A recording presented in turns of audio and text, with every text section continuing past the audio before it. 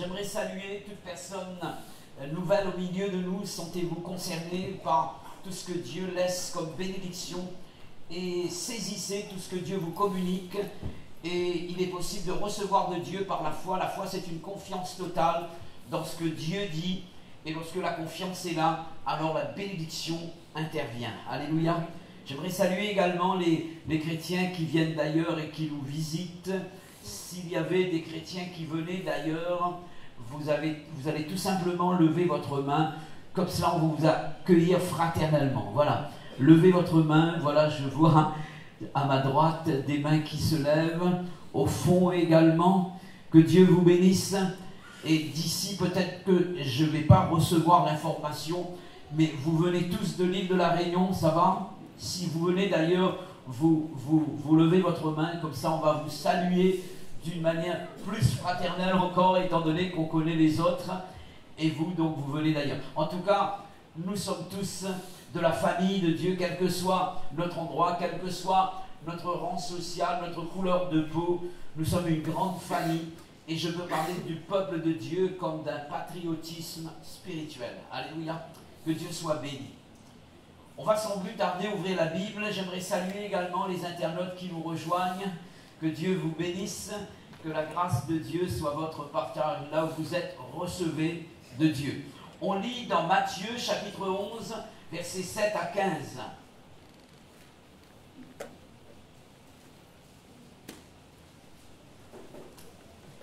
Vous avez trouvé, on fait la lecture ensemble, Matthieu 11, versets 7 à 15.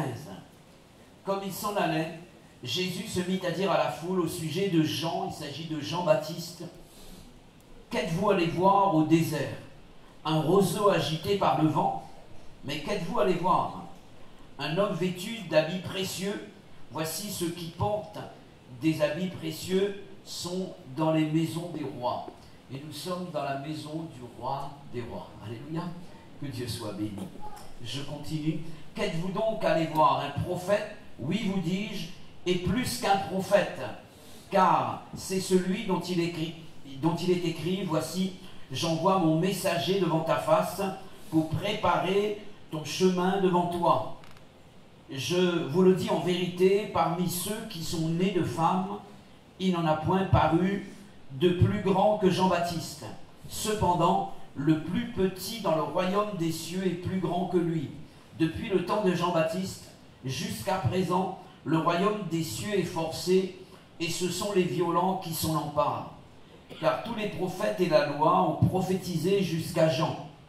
Et si vous voulez le comprendre, c'est lui qui est l'Élie qui devait venir, que celui qui a des oreilles pour entendre.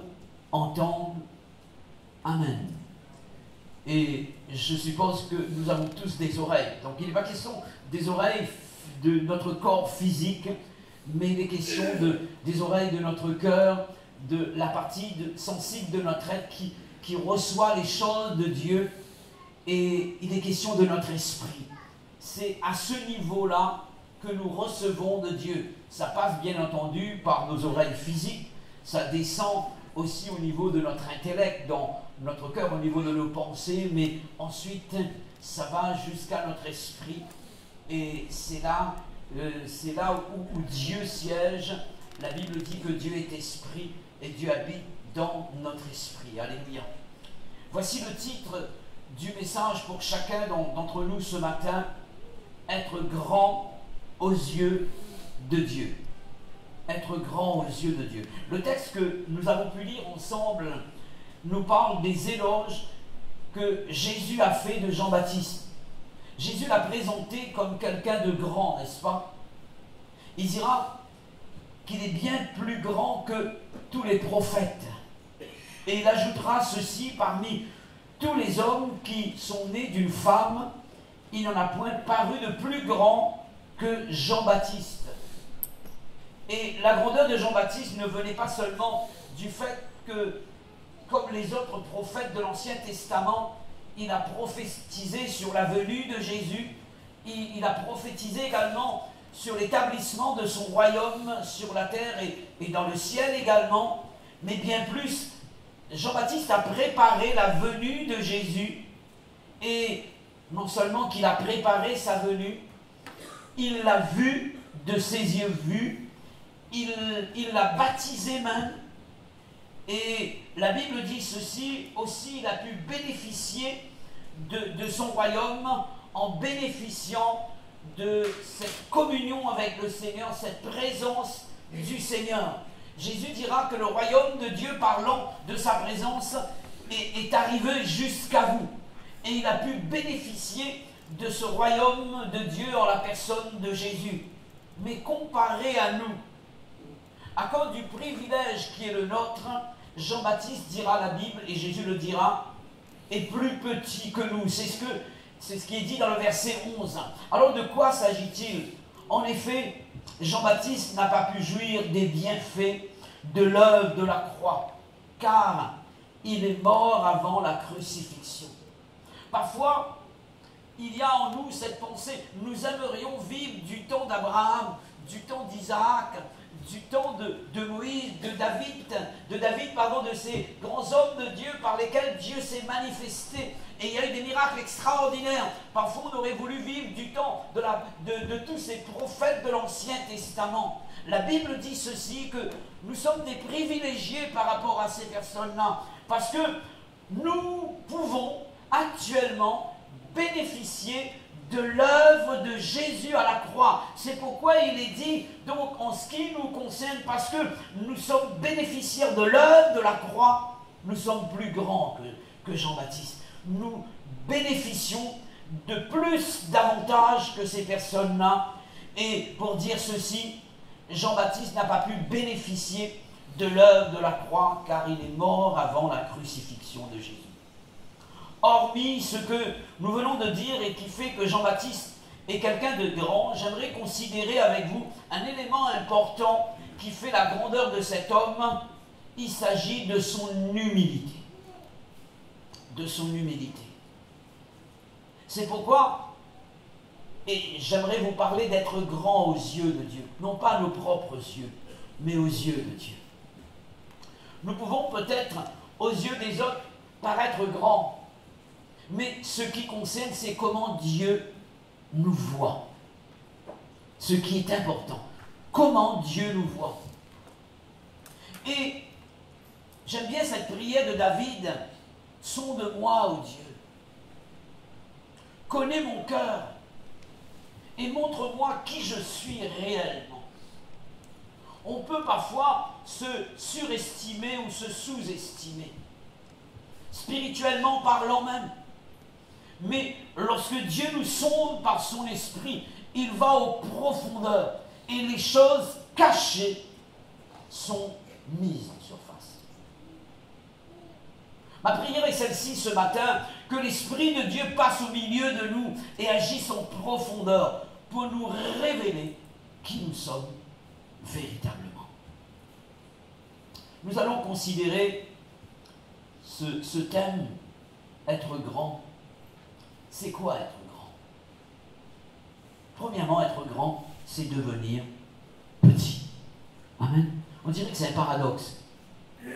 Être grand, c'est devenir petit. L'humilité dans le cœur de Jean-Baptiste se résume dans cette parole qu'il a prononcée lui-même. Et il va parler de Christ et de lui. Et je peux parler de ce verset comme étant l'un des classiques du monde chrétien. Il faut qu'il croisse, Jésus, et que je diminue. Jean chapitre 3, verset 30. C'est ce que dira Jean-Baptiste. Ça doit être ta prière et ma prière. Veux-tu être grand? Alors, dis à Jésus, il faut que tu croisses en moi et que moi, je diminue. Jean-Baptiste parlait de la croissance, du développement de la vie de Christ en lui. Alléluia. Et c'est lorsque la vie de Christ va se développer en nous que nous allons grandir. En fait, notre croissance à nous dépend de la place que nous allons donner à Jésus dans notre vie. Alléluia. La place que nous allons accorder à Jésus. C'est la condition indispensable qui nous permettra d'affirmer qu'un chrétien est grand. Il s'agit de la place qu'il va laisser à Jésus dans son cœur, dans sa vie.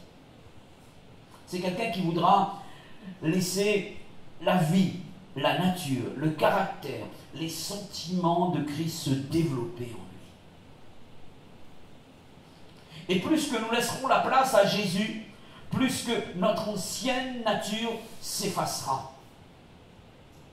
Jean-Baptiste, vous avez remarqué, n'a pas dit « il faut que je diminue et qu'il croisse ». Certains veulent faire un effort pour grandir selon Dieu. Ceux qui ont reçu la loi avant nous ont essayé de le faire et ils n'ont pas pu réussir. Je ne peux pas changer mon caractère moi-même. Je ne peux pas avoir la même vie de Christ en essayant d'imiter cette vie. On peut imiter la vie de quelqu'un et sans la voir en soi. Pour vivre la vie de Christ, d'abord il faut la voir en soi. Et quand on reçoit Jésus, on reçoit la nature divine.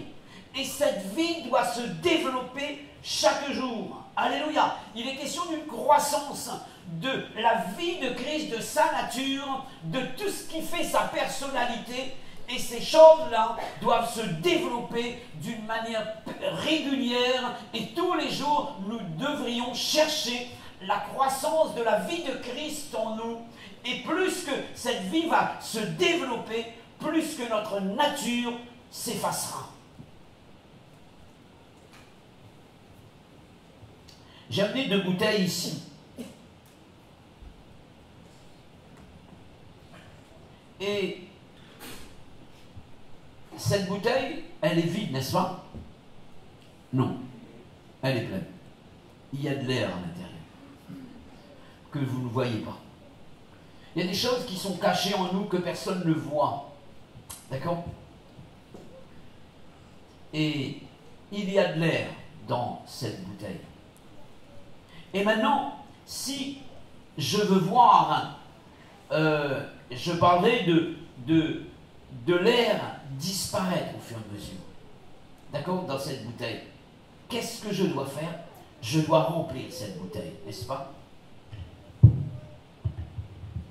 Je dois remplir cette bouteille.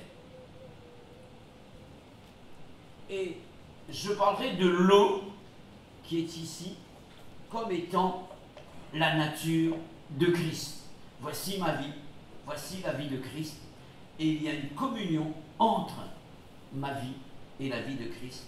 Cette communion, c'est l'eau.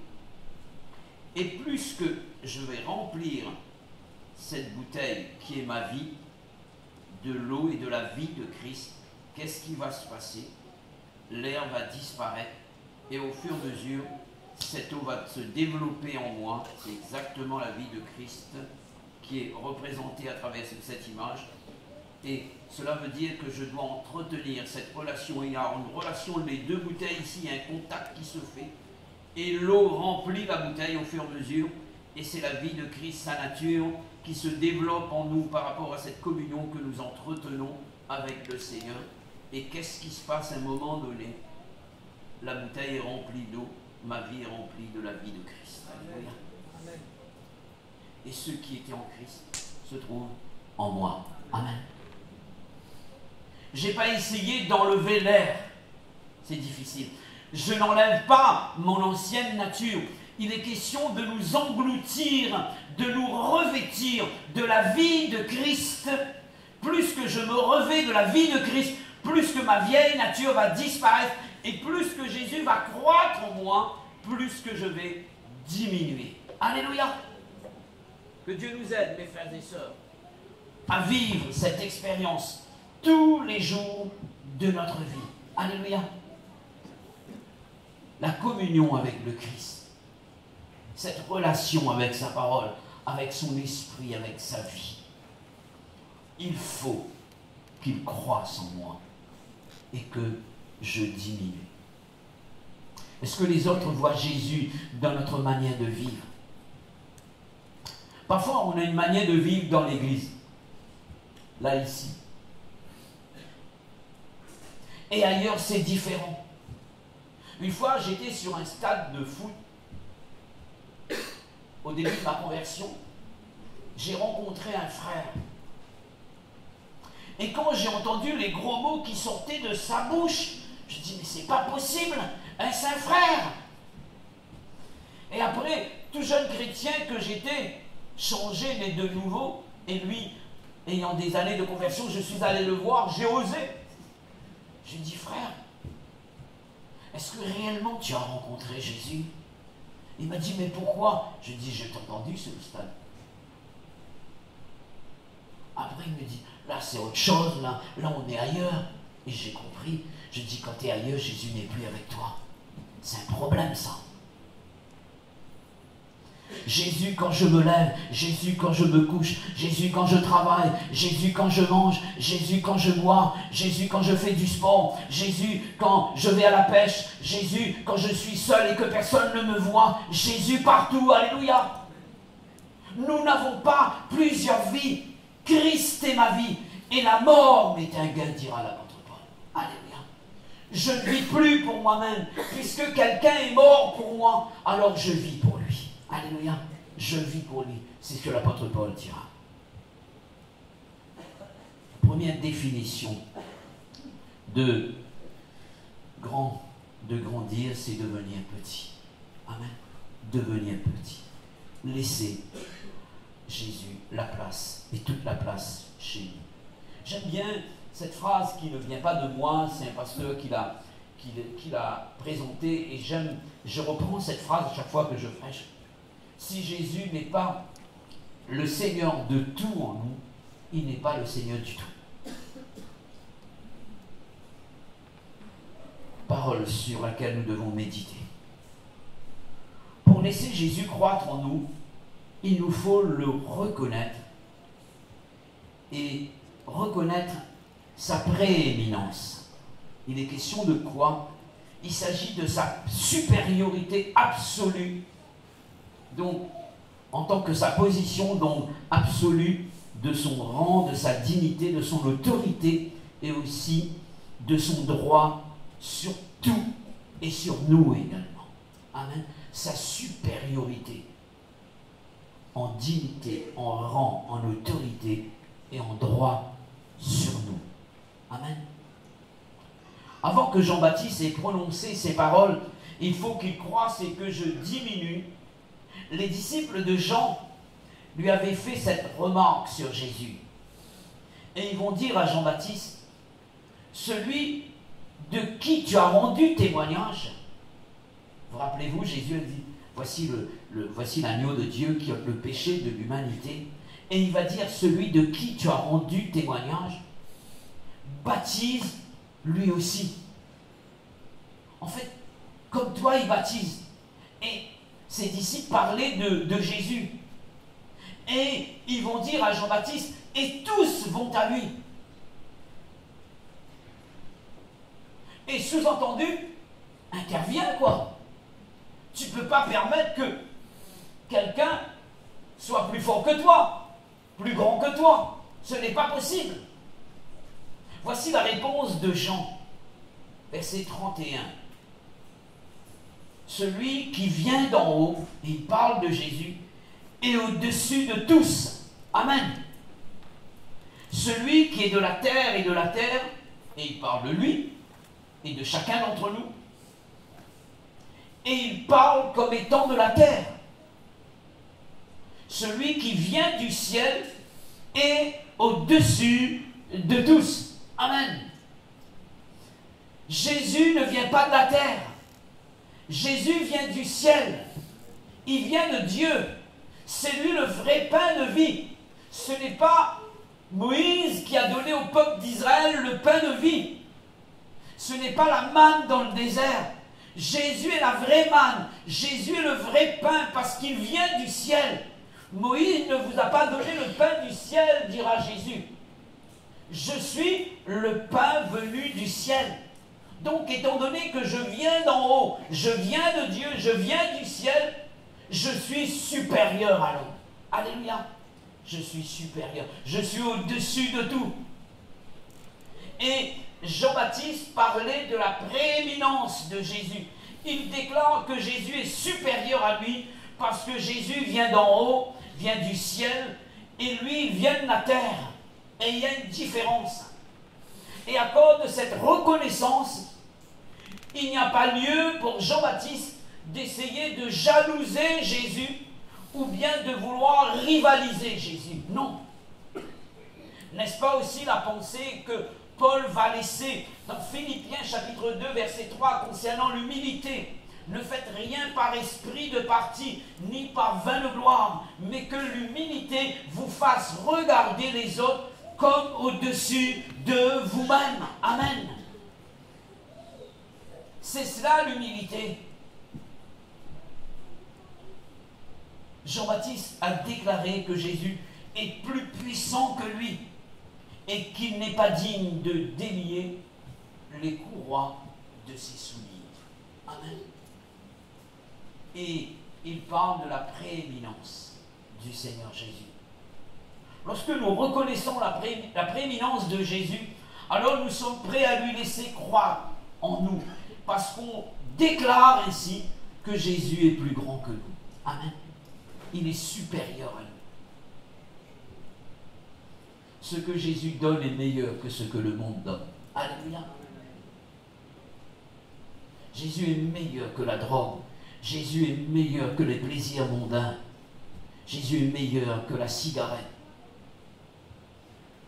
Jésus est meilleur que tout autour de nous. Le vin que Jésus a donné dans le mariage était meilleur le vin qui venait de la terre, parce que ça venait du ciel.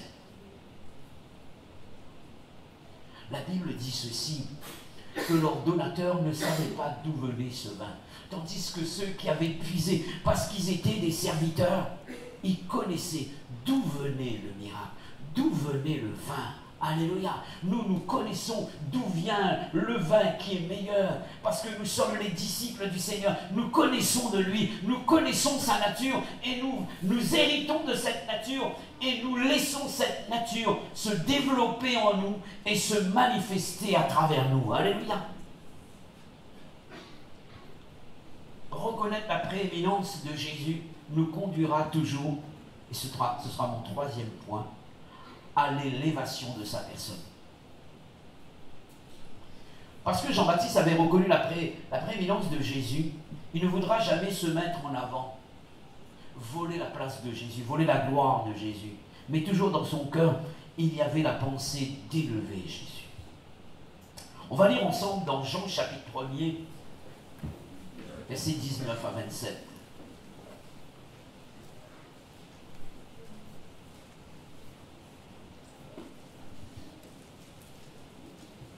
Jean, chapitre 1er, versets 19 à 27. Voici le témoignage de Jean lorsque les Juifs envoyèrent de Jérusalem des sacrificateurs et des Lévites pour lui demander « Toi, qui es-tu » Il déclara, et ne le nia point, il déclara qu'il n'était pas le Christ. Et ils lui demandèrent « Quoi donc? Es-tu Élie » Et il dit « Je ne le suis point. » Jésus dira, voici l'Élie qui devait venir. Lui dit non, d'accord? Et il dit, je ne suis point. Es-tu le prophète? Il répondit non. Est-ce que Jean-Baptiste était un prophète? Oui. Et lui dire alors, qui es-tu? Afin que nous donnions une réponse à ceux qui nous ont envoyés. Que dis-tu de toi-même? Moi, dit-il, je suis, je dirais ça, seulement la voix de celui qui crie dans le désert. Il est la voix de celui. Amen. La voix de quelqu'un. Alléluia. Il n'est que cela. Pas autre chose. Il ne se donne aucun titre. Il dit, je suis la voix de celui qui crie dans le désert. Aplanissez le chemin du Seigneur. Comme a dit Ésaïe le prophète. Ceux qui avaient été envoyés étaient des pharisiens. Ils lui firent encore cette question, pourquoi donc baptises-tu si tu n'es pas le Christ, ni Élie, ni le prophète? Jean leur répondit, moi je baptise d'eau. Et dans une autre un autre passage de la Bible, dans Luc chapitre 3, verset 16, il va continuer en ces termes. Et tandis que lui, il parle de Jésus, vous baptise du Saint-Esprit et de feu. Je continue. Moi, je vous baptise d'eau. Mais au milieu de vous, il y a quelqu'un que vous ne connaissez pas. Moi, je le connais. Vous, vous ne le connaissez pas. Qui vient après moi. Je ne suis pas digne de délier la courroie de ses souliers. Amen. Parce que Jean-Baptiste a reconnu la prééminence de Jésus, sa supériorité surtout. Il ne voudra jamais se mettre en avant, voler la gloire à Jésus, comme cela a été dit. Jean-Baptiste est interviewé par des personnes ici, et notamment donc les pharisiens, pour parler de sa propre personne. D'accord? Qui es-tu? Que dis-tu de toi-même? On ne lui a pas demandé, mais qui est Jésus? Vous êtes d'accord avec moi? Donc on est venu lui questionner sur sa propre personne, pour voir qu'est-ce qu'il allait dire de lui. Es-tu Élie? Non. Es-tu le prophète? Non. Sa réponse, je suis la voix de celui. Je ne suis qu'un son. Mais celui qui crie dans le désert, c'est Jésus. Moi, je suis sa voix. Le message ne vient pas de moi. Moi, je ne suis qu'un porte-parole, un porte-voix, afin que la gloire ne soit pas donnée à quelqu'un d'autre, si ce n'est qu'à l'auteur du message. Amen. Ça a été rappelé vendredi soir. Lorsque je prêche, qui doit être glorifié, mes frères et sœurs? Est-ce que le pasteur doit être glorifié? Je ne suis que la voix de celui qui parle. Amen. Quand je fais quelque chose, est-ce que c'est moi qui dois être glorifié? Je fais en son nom. Lorsque vous recevez un courrier d'un directeur d'entreprise parce que vous avez demandé un emploi, qu'est-ce que vous dites? C'est la secrétaire qui vous a écrit. Qu'est-ce que vous dites? Le directeur m'a rendu réponse. Jamais il vous est venu à la pensée de dire j'ai reçu une lettre de la secrétaire du maire ou bien du... Non, le maire m'a écrit. Donc nous réalisons que c'est Dieu qui parle en nous, c'est Dieu qui agit en nous, c'est Dieu qui nous permet de l'élever, de le glorifier, c'est lui en nous, car sans lui, nous ne pouvons rien faire. Amen. Alors, où est la pensée de se mettre en avant, de se prendre pour quelqu'un, pour le phénix des hôtes de ces bois? Pour ceux qui connaissent leur classique, ceux qui connaissent, pardon. Pour dire ceci, c'est que, en fait, Jean-Baptiste est en train de dire, ce n'est pas moi qui dois être mis en avant, mais c'est Jésus. Et à chaque fois, il présente le Christ. La deuxième fois qu'on l'interroge, voici quelle fut sa réponse. Moi, je baptise d'eau. Je ne fais que ce qui est naturel, ce qui est en mon pouvoir. Qui n'est pas capable de plonger quelqu'un dans l'eau? Tout le monde. Mais qui peut baptiser du Saint-Esprit? Personne, si ce n'est que lui. Parce qu'il est plus grand que nous. Amen. C'est lui, mes frères et sœurs, qui fait le miracle. C'est lui qui impose les mains, c'est moi, c'est vous. Qui prêche, qui témoigne, c'est nous. Mais c'est lui qui accomplit le miracle, afin que la gloire ne soit pas donnée à un homme. Que Dieu nous aide, mes frères et sœurs. Celui qui reconnaît la prééminence de Jésus ne voudra jamais se mettre en avant en parlant de lui comme s'il était quelqu'un d'extraordinaire, mais il aura toujours la pensée de glorifier et d'élever le nom de Jésus. J'en ai marre d'entendre des personnes parler d'elle, même en tant que prédicateur. Parlons de Jésus, alléluia, témoignons de lui. Oublions-nous quelque peu. Il faut qu'il croisse et que je diminue. Effaçons-nous de la scène. Mettons Jésus en avant et glorifions son nom. Alléluia. Reconnaître la prééminence de Jésus nous conduira toujours à abandonner nos pensées pour nous conformer à celle du Seigneur. Amen. On va lire dans Matthieu chapitre 3, versets 13 à 17, s'il vous plaît.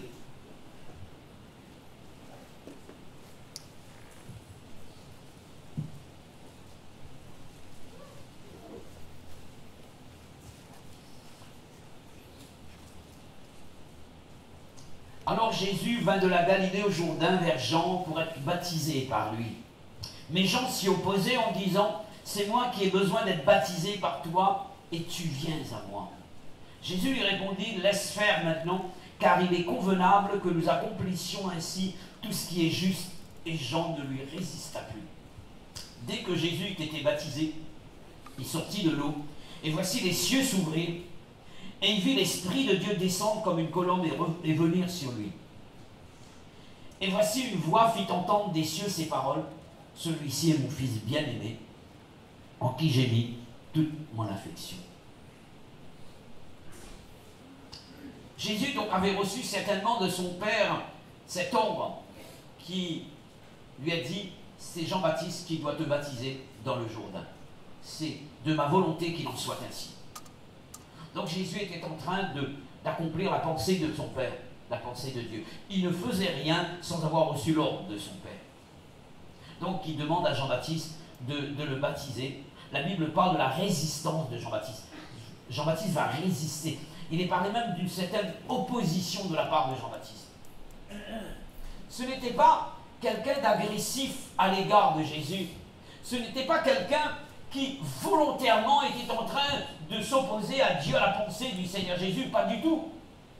Cette opposition venait d'un bon sentiment. Son sentiment était pur à l'égard de Jésus. Parce qu'il était humble, il se disait, mais voilà quelle était sa pensée, voici quelle était sa pensée. C'est que, en fait, Jésus est plus grand que moi. C'est moi qui ai besoin d'être baptisé par lui, et non pas l'inverse. Sa pensée, elle était juste. Ce n'était pas un homme méchant qui était en train de s'opposer à Jésus. Cette opposition venait d'une pensée qui était pure. Mais sa manière de penser, de raisonner, était en opposition à la pensée de Dieu. Ses sentiments ne correspondaient pas au plan de Dieu. Il arrive que parfois nos raisonnements sont d'une logique indiscutable. Mais notre raison n'a pas toujours raison. Et aux yeux de Dieu, parfois, même si pour nous la chose paraît bonne, mais ça peut être contraire à la volonté de Dieu. Ce n'est pas tout ce que nous appelons bon qui est bon aux yeux de Dieu.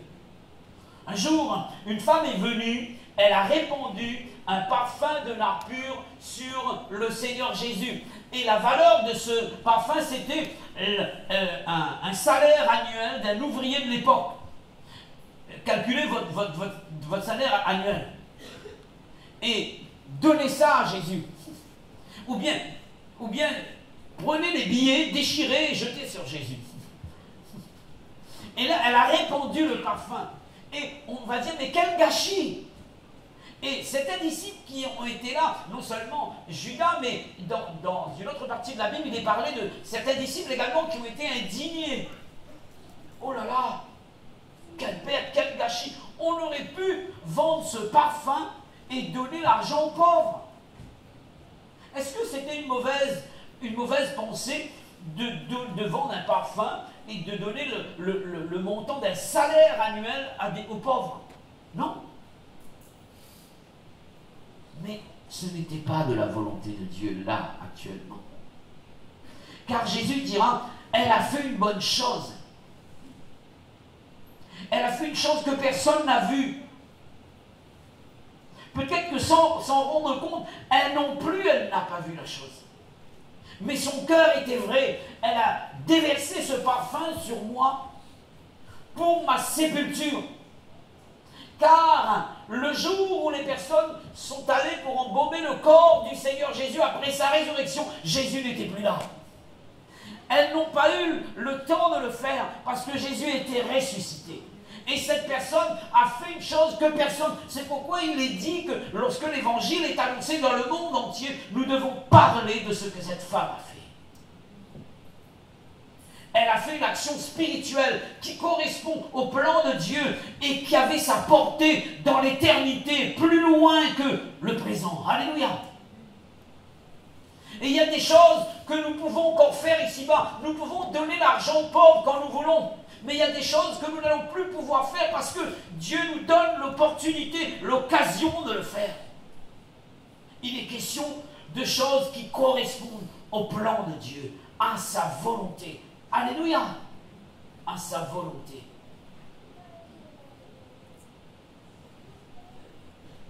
Que Dieu nous aide à savoir abandonner nos pensées pour les conformer à celles du Seigneur Jésus.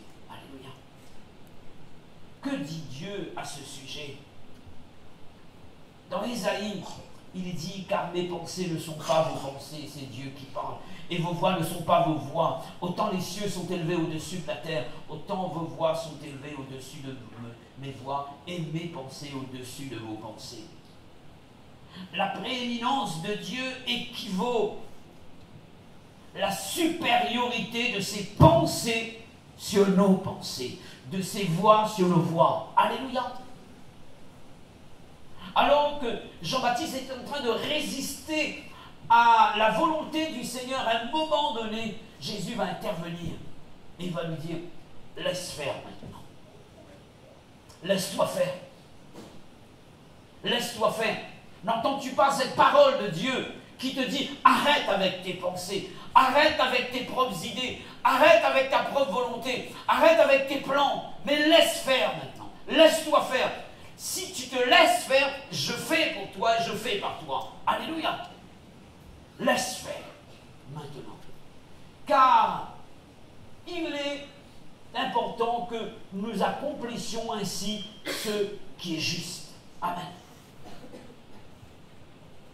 Dès que Jean-Baptiste va se laisser faire, c'est-à-dire qu'il ne va plus résister à Jésus, voici ce qui s'est passé. Amen. Les cieux s'ouvrirent. Amen. Et tant qu'il y a eu de la résistance, les cieux étaient fermés. Peut-être que le ciel est fermé sur toi parce que tu résistes à Dieu. Et par tes pensées, tu veux absolument que tes pensées priment sur les pensées de Dieu. Dieu t'appelle ce matin à capituler devant lui. Alléluia. Laisse tes pensées de côté et prends les pensées de Dieu de façon que les cieux s'ouvrent sur toi. La bénédiction d'en haut descende sur ta vie. Alléluia. Combien de fois Dieu a voulu bénir, mais la porte était fermée parce que nos pensées ont primé sur les pensées de Dieu. C'est pourquoi ce matin, que Dieu travaille ton cœur et que tu laisses les pensées de Dieu régner sur tes pensées afin que le ciel s'ouvre sur toi ce matin. Alléluia. Qu'est-ce qui s'est passé? L'esprit descendit.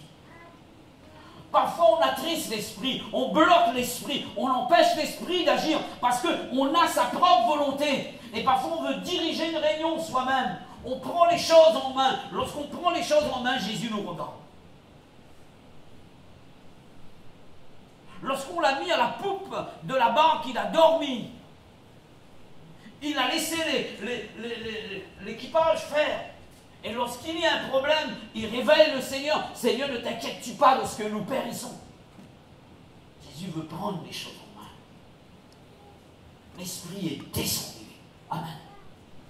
Et troisième chose, la voix de Dieu se fit entendre. Combien de personnes n'entendent plus la voix de Dieu? Combien de personnes n'entendent plus Dieu parler? Ils ouvrent la Bible, c'est un livre fermé pour eux. Que ce matin, nous puissions dire, Seigneur, prends tout, je laisse tout à tes pieds. Seigneur, prends le relais, prends toute ma vie et conduis-moi. Alors, le ciel va s'ouvrir, l'Esprit va descendre et la voix de Dieu se fera entendre. Alléluia. Amen. N'est-il pas avantageux pour nous de reconnaître la prééminence de Dieu et du même coup la supériorité de ses pensées sur nos pensées, afin d'incliner notre volonté à celle de Dieu? pour bénéficier des miracles qui découlent de l'obéissance. Amen. Je conclus. Être grand aux yeux de Dieu, c'est être petit à nos yeux, aux yeux des hommes et aux yeux de Dieu également. Être grand, c'est reconnaître la prééminence de Dieu, qu'il est au-dessus de tout, plus grand que tout. Être grand, c'est savoir élever la personne de Dieu en nous, parce que c'est lui qui est grand. Amen. Être grand, c'est savoir se conformer à la pensée de Dieu et l'Église de dire. Amen. Amen. Recueillons-nous un moment et prions le Seigneur.